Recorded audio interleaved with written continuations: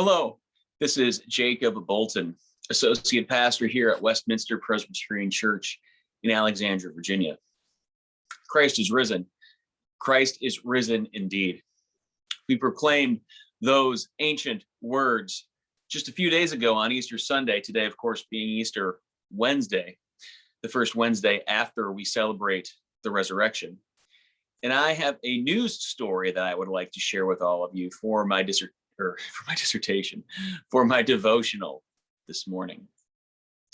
As you all know, I grew up in the great state of Michigan, and uniquely placed between the upper and lower peninsula is a small island called Mackinac Island. Mackinac Island currently has no automobiles. There are no cars allowed on the island. You can only travel around the island by bicycle or by horse or by foot. And people have been living on it for years. There used to be a fort during the pre-Revolutionary War days. And there is a church on Mackinac Island that dates to the 1600s called St. Anne's.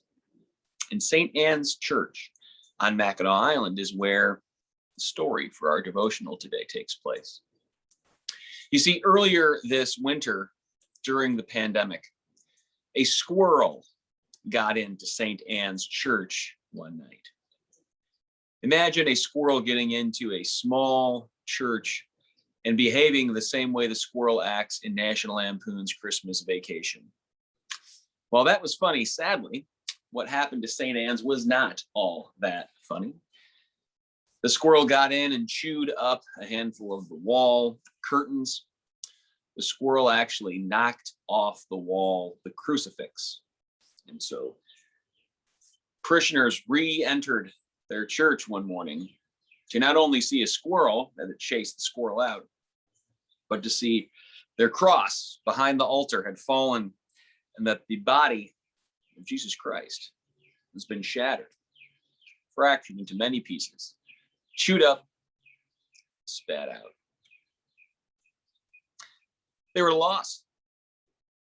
They were distraught, unsure just what to do. However, because Mackinac Island is a community of artisans and people who honestly in up north Michigan in the winter thought, hey, let's create a little resurrection here by working together. We're able to completely refurbish the crucifix. The images that one can see if they search this article online show the body of Jesus just being in many pieces, basically torsos completely ripped off.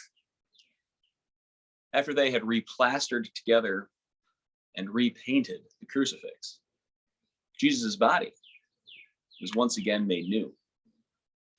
And so on this Wednesday after Easter, I want to ponder with all of us, when in our life has our lives been chewed up, spat out, knocked off the wall, fallen down? When has our faith life been like that? When have we felt incredibly disembodied from the church, from Christ, from one another? Needless to say, this entire past year has been one of disembodiment.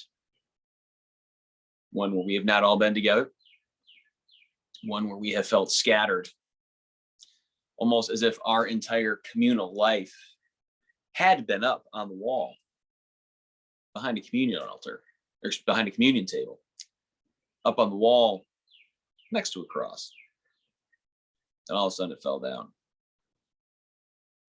But how powerful, how majestic, how glory-filled is the good news of Easter. How amazing, how heartwarming is the story of artisans working together to refurbish, recreate a crucifix. One that honestly this church that I have been in before and that my sister and brother-in-law were buried in, is hundreds of years old. They are one of the places on this small island of summer visitors mainly that always keeps their bathroom open. Because guess what? You know what? You're here visiting the island. Oh my gosh, you're way over on that end. You need to use the restroom. Use the restroom. How incredible is it that they were able to see and create and work together to make and bring resurrection into the world?